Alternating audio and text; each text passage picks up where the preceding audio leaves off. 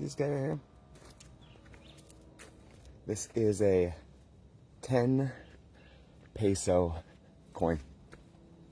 I just got done with my sprint drills, and I typically bring one of these guys with me because there's a little lady, old lady, that lives in the Haitian village at the bottom of the driveway, and every day she walks her very, very old self. You think of this, like, you know, kind of like a little bit hunchbacked, very weathered, and very old, up to Congrejo to get plantains, kind of a main source of food here, and good. They're kind of like a potato with a little more potassium in them, and you can mash them up, fry them. They kind of look like a big banana, and you can let them ripen and then become platinum madura, kind of similar to a banana, but most of the time they're just starchy.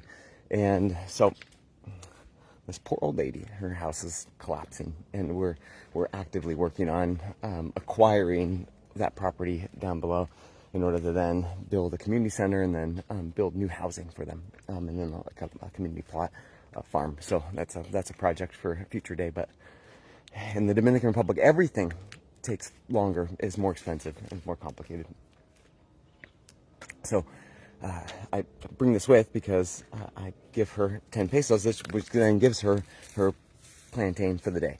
And what I realized is if I give her more money, then she just spends it on a ride. And we're talking a half a mile that she walks. But there's moto conchos, so they get on the back of the motorcycle, and then that's a lot of people's jobs here is moto concho. And so I bring this with me. I didn't see her this morning, so I'll keep it with me, and then if I see her, I'll give it to her. And that's like a level of perspective, just to change things a little bit. Day by day, she doesn't know what she's going to eat, how she's going to get her food. Yet, when she does get extra money, she spends it on making her life just like a little bit easier. I'm just going to get a moto concho ride this half a mile. And she doesn't, I mean, she just sits in front of her house all day. That is her existence. And so, kind of change perspective a little bit. The conversation we're going to talk about today is 3 techniques to becoming immune to social pressure. And it's like pressure, it is like a big deal, isn't it? The pressure to be kind, be smart, be responsible, make smart choices, be safe, be happy, raise happy kids, and then this idea that we have everything is public on social media, and opinions magnify and multiply so quickly, and it's like this constant like, oh my gosh, gotta be right, gotta do right. Like I know what's right, but oh gosh, is it? And so I would say I'm a self-proclaimed expert of becoming immune to this social pressure. And so today we're going to talk about 3 techniques. So technique number 1, 3 steps really. Step number 1, and I tested this step thoroughly during the pandemic. Don't watch the news or feed your brain any kind of normal news, right? And you might say, well, in essence, be ignorant. Yes, it's great. It worked great. So during the pandemic, I didn't watch social media. I didn't watch the news. And then when everyone started to get stressed out and like, oh my gosh, this unstoppable virus is going to kill everybody, I had no idea. So therefore, I was confused why everyone was putting fabric over their face, and I didn't do it. And it was great. And as God's perfect design happens to be, and following the example that Jesus gave of not being afraid of fear, we had better health stats within our clinic compared to everyone I've heard of. So number 1, be ignorant.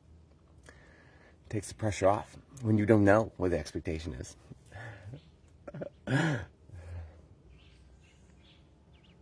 Step number 2, realize something. And this is an exercise that has been well studied. There's books on like the alter ego. There's books on visualization. Our brain works best with visualization, which ultimately kind of reveals all the science of how the scripture is perfectly written, because it's all stories and theoreticals, and that's how our brain works, these stories. So step number 2 is realize something, that we are all a bunch of mindless zombies, all of us. And now just picture that for just a moment before you get defensive, right? No, I'm not me. And think about like what zombies do in zombie movies, right? And I'm talking like Walking Dead zombies. I'm not talking I Am Legend zombies that are smart and fast. I'm talking Walking Dead zombies. They just kind of go with the herd, right? And, they hear a noise, the whole herd goes somewhere else.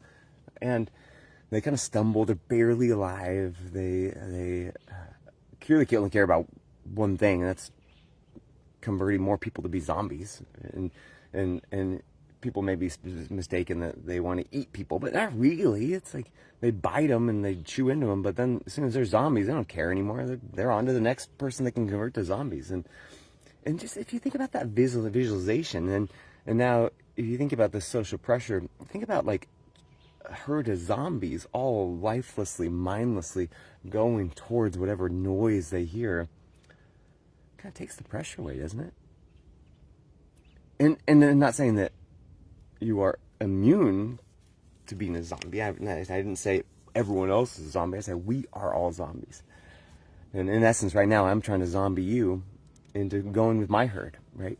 And so then step number 3 is just decide implicitly, do you want to be a zombie that's becoming more zombie, or the opposite, a zombie that's coming back to life? Because again, we're all zombies.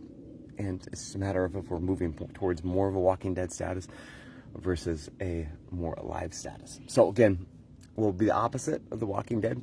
Like think of a kid running, joyfully playing. Like that's an alive person. And at some point we convert from that to this zombie-like status that cares so much about our education to get a job that has nothing to do with our education, to then get health insurance that doesn't keep us healthy, so that when we then cope with food and technology and drugs, legal or illegal, or alcohol, then we then develop health issues because we're not taking care of ourselves, because we're working in the dead-end job that hopefully is going to give us a retirement plan. So when we retire, that we can then sit around and watch TV because we can't really move very well. And just switch it maybe a little bit to maybe next year being someone that can move a little bit easier. Play with your kids. Have kids that are happy in play. And that's the crazy thing right now. It's like, it seems like there's a whole generation of kids that don't even have that happy kid running phase, you know? So if you would like to be part of my herd of less Walking Dead zombies, and or would like to have your kids be happy and play and healthy and resilient, go to, this is step number 3, drugfreehappykids.org. And on there I have an hour-long free training of how to activate the vagus nerve in order to become a little less dead. I'm not even to the point where I can claim fully alive yet, but just a little less dead.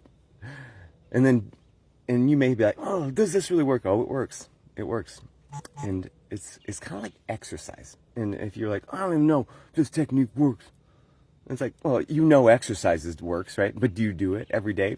No. Like, who cares what you believe or what you think? Just do it. Just do it. And just decide that you want to be a little less Walking Dead. And hit me up with a message in 2 weeks. I think your mind will be a little bit blown.